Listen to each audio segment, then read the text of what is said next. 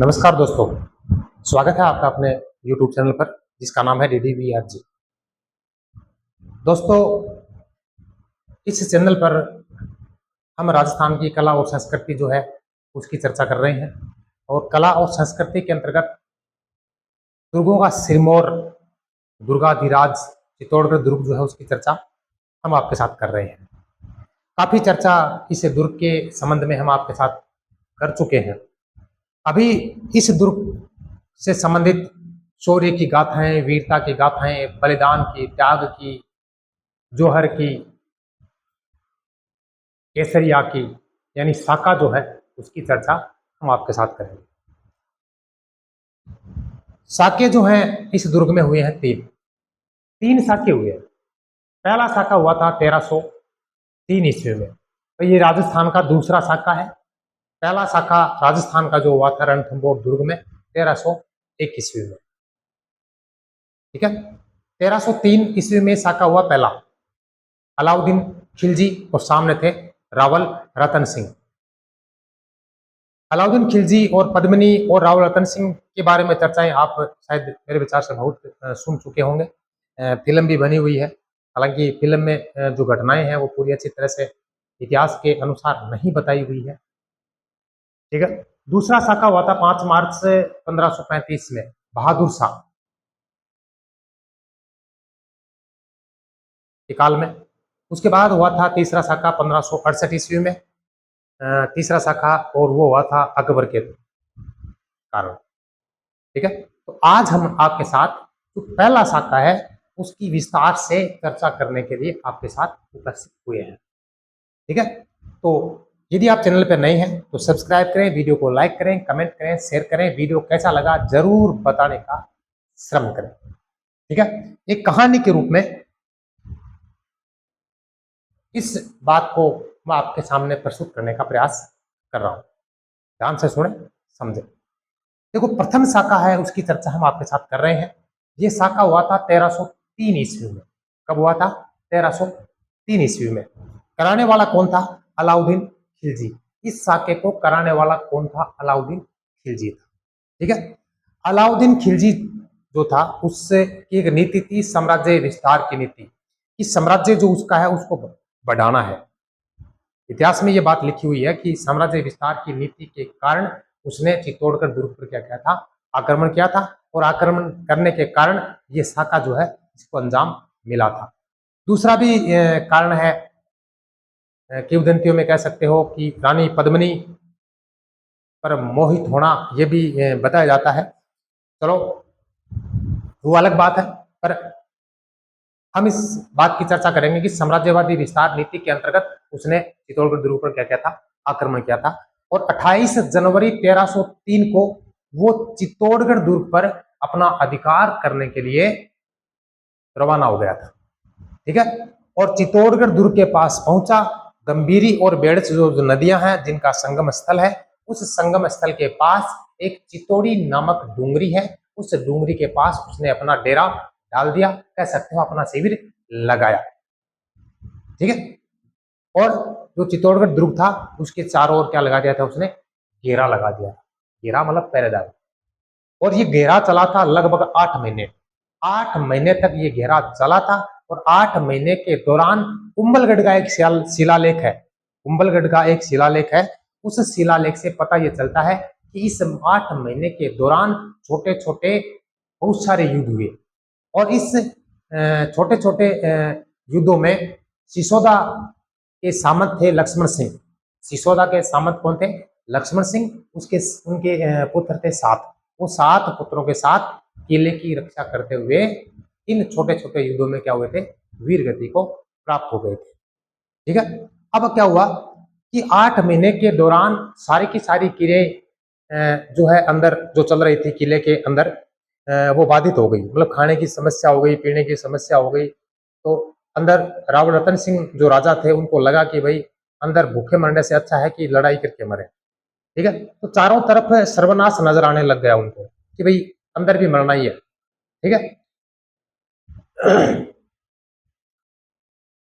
और लगा भी ये उनको कि भाई ये तो जाने वाला है नहीं। तो शत्रु से बचने का कोई रास्ता उनको नजर नहीं आ रहा था। और उनको लग रहा था कि अंदर भी सर्वनाश ही होना है, इसलिए किया क्या जाए, लड़ा जाए। तो राव रतन सिंह ने उनके दो सेनापति थे गोरा और बादल, उनको बुलाया और बुलाने के बाद उन्होंने निर्णय लिया कि यहाँ घुट के मरने से अच्छा है हम लड़के मरे। तो उन्होंने क्या किया कि राव रतन सिंह ने और उनके जो सेनापति हैं उन्होंने केसरिया वस्त्र धारण किया और क्या किया, दुर्ग के फाटक खोल दिए। सुबह सुबह दुर्ग के फाटक खोले और शत्रु की जो सेना थी, अलाउद्दीन खिलजी की जो सेना थी, उस सेना पर वो क्या हुए, टूट पड़े। भयंकर लड़ाई हुई, दोनों साइड में बहुत सारे सैनिकों की मौत हो गई। दुखद समाचार ये मिला कि रतन सिंह और गोरा और बादल जो है इस युद्ध के दौरान वीर गति को प्राप्त हो गए थे। अब इसकी सूचना जो है वो मिली रानी जो पद्मिनी थी, रतन सिंह की जो रानी थी पद्मिनी थी, उनको ये सूचना मिली तो उन्होंने जोहर करने का निर्णय लिया। जोहर करने का निर्णय लिया। जोहर मतलब ये होता है कि जिंदा हम किसी दूसरे के हाथ आने नहीं है, तो उन्होंने अपने आप को अग्नि के हवाले कर दिया। तो ये बताया जाता है कि उस समय रानी पद्मिनी के नेतृत्व में 16,000 राजपूती महिलाओं ने जोहर कर दिया। और ये जोहर जो है राजस्थान का सबसे बड़ा जोहर है। 16,000 औरतें एक साथ मरी, 16,000 औरत महिलाएं जो है एक साथ कह सकते हो अग्नि को समर्पित हुई है। राजस्थान का ये दूसरा साका है, चित्तौड़गढ़ दुर्ग का ये पहला साका है, पर संख्या की दृष्टि से देखा जाए तो सबसे बड़ा पहला साका चित्तौड़गढ़ दुर्ग में 16,000 महिलाओं के कारण हुआ है। और ये नेतृत्व किसने किया, रानी पद्मिनी ने। ठीक है, तो 26 अगस्त 1303 ईस्वी को ये जो दुर्ग है चित्तौड़गढ़ का, ये अलाउद्दीन खिलजी के अधीन हो गया, कब्जा कर लिया उसने। ठीक है, और इस युद्ध का आंखों देखा हाल अमीर खुसरो जो है, इस युद्ध का आंखों देखा हाल अमीर खुसरो की एक कृति है जिसका नाम है तारिक ए अलाही। तारिक ए अलाई, इसमें वर्णन इसका किया गया है। अलाउद्दीन खिलजी ने इस दुर्ग को जीतकर इस दुर्ग को अपने पुत्र खिज्र खां को दे दिया और नाम क्या रखा गया उसके बाद इसका, खिजराबाद रखा गया। तो भाई ये सारी की सारी चीजें जो है ये इस से संबंधित है। अब मैं एक एक करके आपको वापस रिपीट करता हूं और आप बने रहे, उतारना चाहें तो उतारे, कोई दिक्कत वाली बात नहीं है।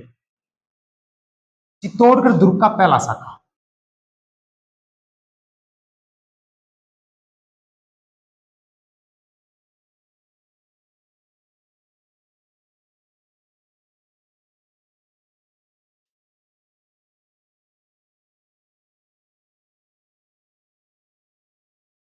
देखो शाखा इसमें केसरिया और जोहर दोनों होते हैं, तब जाके शाखा होता है। और यदि एक केसरिया हो जाए और जोहर नहीं हो तो ये अर्ध शाखा हो जाएगा।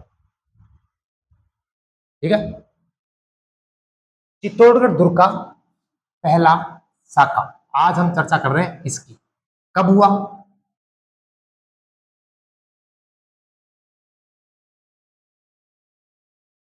1303 ईस्वी में।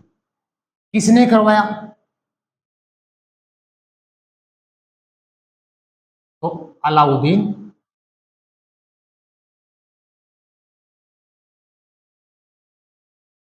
खिलजी। और नीति क्या थी इनकी, साम्राज्यवादी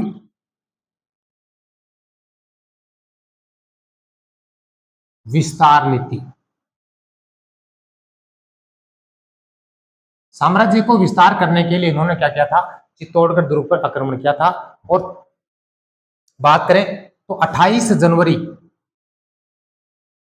1303 ईस्वी को ये दिल्ली से रवाना हो गए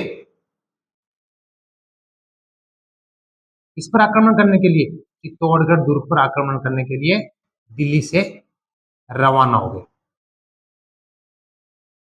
ठीक है। और चित्तौड़गढ़ आकर गंभीरी व बेड़च जो नदियां हैं, नदियों के संगम स्थल पर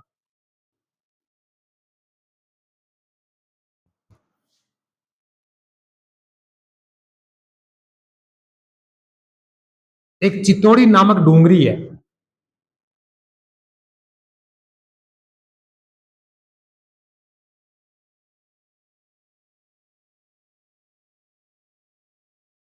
अपना पड़ाव लगा दिया।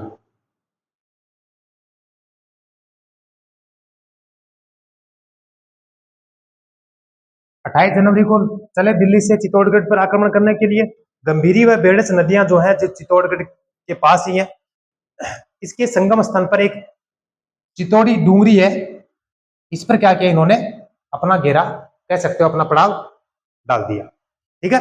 और ये पड़ाव जो है ये चला लगभग 8 माह तक। 8 माह तक उन्होंने क्या किया, चित्तौड़गढ़ दुर्ग पर, दुर्ग के चारों ओर घेरा लगा दिया।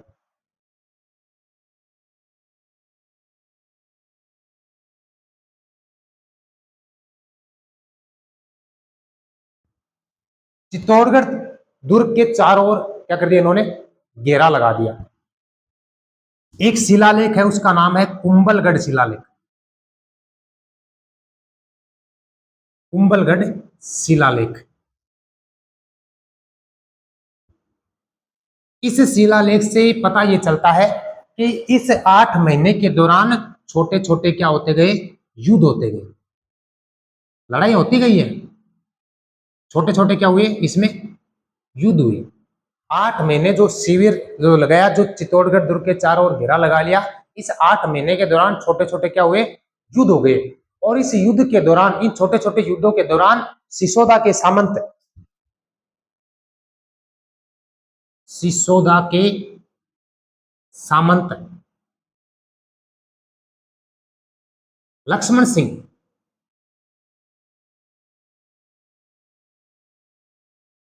व इनके 7 पुत्र, कितने पुत्र, 7 पुत्र क्या हो गए, किले की रक्षा करते हुए क्या हो गए, शहीद हो गए, या कह सकते हो वीर गति को प्राप्त हो गए। 8 महीने के दौरान जो छोटे छोटे युद्ध हुए, इन युद्धों के दौरान सिसोदा के सामंत लक्ष्मण सिंह और उनके 7 पुत्र जो थे, वो किले की रक्षा करते हुए क्या हो गए, वीर गति को प्राप्त हो गए। अब रावल रतन सिंह जो थे, रतन सिंह और इनके सेनापति थे गोरा और बादल।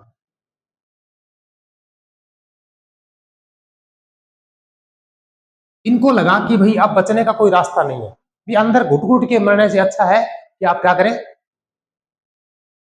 लड़ाई करें। तो इन्होंने निर्णय ले लिया कि भी हमें क्या करना है, लड़ाई करनी। तो 8 महीने के बाद, लगभग 8वां महीना था, तो 8 महीने के बाद इन्होंने अपना निर्णय लिया।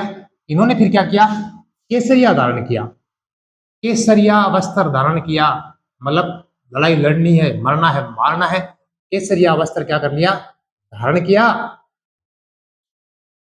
और दुर्ग के क्या कर दिए, फाटक खोल दिए सुबह।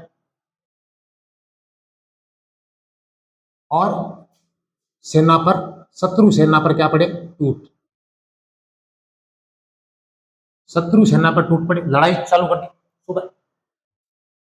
हुआ क्या, लड़ते लड़ते रतन सिंह और गोरा और बादल जो हैं, वो वीर गति को प्राप्त हो गए।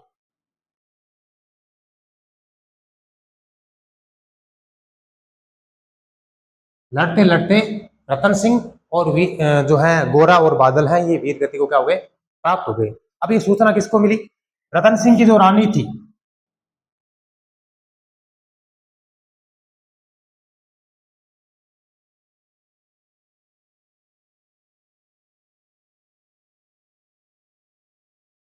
पद्मिनी, इनको सूचना मिली तो पद्मिनी ने निर्णय लिया कि हमें क्या करना है, जोहर करना है। तो 16,000 राजपूती महिलाओं ने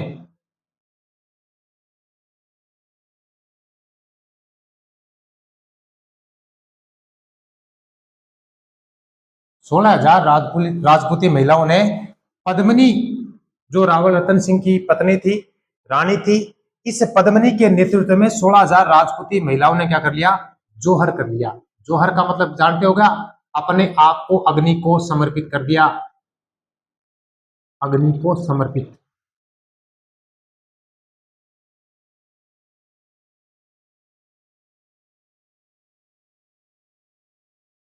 ठीक है। अब क्या हुआ, रतन सिंह वीरगति को प्राप्त हो गए, गोरा वो बादल भी वीरगति को प्राप्त हो गए, सैनिक भी काफी सारे मारे गए। इसके साथ साथ में जो रानी थी वो भी जोहर उसने कर लिया, और उसके अलावा 16,000 जो महिलाएं जो थी उन्होंने टोटल इतना क्या कर लिया, जोहर कर लिया। इसका मतलब क्या हो गया, दुर्ग के अंदर धुआं ही धुआं, और दुर्ग के अंदर जीव नाम से कोई बचा ही नहीं।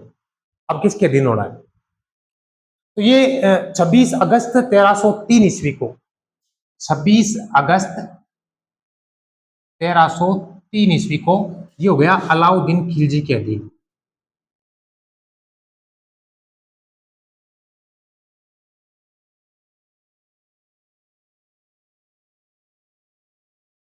ये अलाउद्दीन खिलजी के अधीन हो गया कब, गिनो भाई, 28 जनवरी से अगस्त, लगभग कितने हो गए, 8 महीने, 2 दिन कम है भाई, एक ही दिन कम मानो। तो 26 अगस्त 1303 ईस्वी को ये अलाउद्दीन खिलजी के क्या हो गया था, अधीन हो गया था। और इस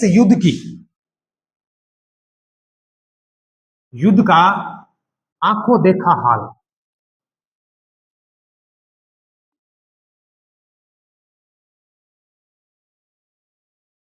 इस युद्ध का जो अलाउद्दीन खिलजी और राव रतन सिंह के बीच में हुआ था, इस का आंखों देखा हाल आमिर खुसरो की कृति है, आमिर खुसरो की कृति तारीख अलाई,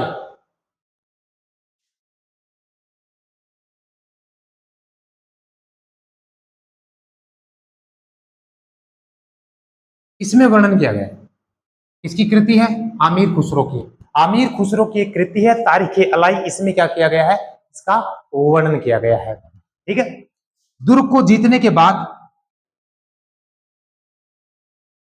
दुर्ग जो है इसको जीतकर, जीतने के बाद अलाउद्दीन खिलजी ने इसको अपने पुत्र खिज्र खां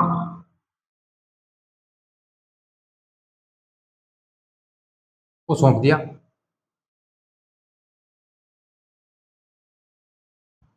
अलाउद्दीन खिलजी ने तुर्क को जीतने के बाद अपने पुत्र खिज्र खां को ये क्या कर दिया, सौंप दिया गया कि भाई तू जाने, तेरे काम जाना, संभाल अपा चला। इसके बाद में चित्तौड़गढ़ दुर्ग का नाम जो था क्या रखा गया, खिजराबाद, क्या रखा गया, खिजराबाद रखा गया। चित्तौड़गढ़ दुर्ग का नाम क्या रख दिया गया भाई, खिजराबाद कर दिया। तो भाई ये प्रथम जो शाखा था, इसकी महत्वपूर्ण जो बातें हैं वो हम आपके साथ लेकर आए हैं। कौन कौन सी ऐसी बातें हैं जो आपसे पूछी जा सकती हैं और आज तक पूछी गई है, चलो बताते हैं। शाखा कब हुआ, ये पूछी गई है कई बार। किसने करवाया, किसने करवाया, भाई साहब अलाउद्दीन खिलजी ने। कौन सी नीति थी, साम्राज्यवादी विस्तार की नीति के तहत। दिल्ली से कब रवाना हुआ, तो 28 जनवरी 1303 को। ठीक है। कहां पर बेड़ा डाला, तो गंभीरी व बेड़स नदी, ये भी पूछी गई है। इनका संगम स्थल जो है और एक स्थान क्या नाम है, चित्तौड़ी नामक डूंगरी, ये भी पूछी गई है। यहाँ पर पड़ाव डाला था। ठीक है। और घेरा कितने दिन तक रहा, तो 8 महीने तक रहा। और 8 महीने के दौरान छोटे छोटे क्या होते गए, युद्ध होते गए। ये सूचना कहां से मिली आपको, कुंभलगढ़ शिलालेख से। और इस दौरान क्या हुआ, सिसोदा के सामंत लक्ष्मण सिंह, ये पूछा गया भाई, वह इनके 7 पुत्रों को वीरगति प्राप्त हो गई, लड़ाई में मर गए, ये भी पूछा गया, पूछा आगे भी जा सकता है। इसके बाद रावण रतन सिंह इनको लगा कि भाई सर्वनाश अंदर ही होना है, इसलिए क्या करें, हम केसरी अवस्था धारण करते हैं और शत्रु से लोहा लेते हैं, लड़ाई करते हैं। तो इन्होंने सुबह दुर्ग के फाटक खोले और सारे के सारे सेना के सेनापति वगैरह जो भी है और सेना जो सामने वाली थी उस पर टूट पड़े, फाटक खोले और लड़ाई शुरू कर दी। और सारे के सारे क्या हो गए, ये तीनों के तीनों वीर गति को प्राप्त हो गए। वीर गति को प्राप्त होने के बाद रतन सिंह की पत्नी जो थी उन्होंने 16,000 राजपूती महिलाओं के साथ क्या किया, जोहर किया, ठीक है, अग्नि को समर्पित कर दिया। और यह है राजस्थान का चित्तौड़गढ़ दुर्ग का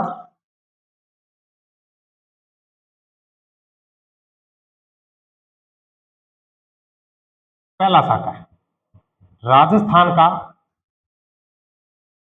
दूसरा साका है और राजस्थान का सबसे बड़ा साका है। ये बातें महत्वपूर्ण इसके अंदर और है। 26 अगस्त 1303 ये भी पूछा गया है कि अलाउद्दीन खिलजी ने चित्तौड़गढ़ दुर्ग को अपने अधिकार में कब ले लिया, तो 26 अगस्त 1303 ईस्वी को अलाउद्दीन खिलजी ने अपने अधिकार में ले लिया था। युद्ध का आंखों देखा हाल किसने किया, अमीर खुसरो ने। इसकी कृति का नाम क्या है, तारीख अलाई, ये भी पूछी गई है। और दुर्ग जीतने के बाद ये किसको सौंपा गया, खिजर खां को, और नाम क्या रखा गया, खिजराबाद। ये सारी की सारी बातें आप पिछले कंपटीशन एग्जाम को कहीं भी उठा के देखें, आपको इनमें से ही नजर आनी है और आगे भी इन्हीं में से पूछी जानी है, ठीक है। अब अगले वीडियो में आपा पढ़ागा साका दूसरा। 5 मार्च 1535 बहादुर शाह विक्रमादित्य, रानी क्रमावती, राणा सांगा की पत्नी, उसकी चर्चा करेंगे अगले वीडियो में। वीडियो कैसा लगा कमेंट में जरूर बताएं, लाइक करें, शेयर करें, कमेंट करें, ठीक है। और आनंद लें, बने रहें हमारे साथ, खुश रहें, मस्त रहें, स्वस्थ रहें। नमस्ते।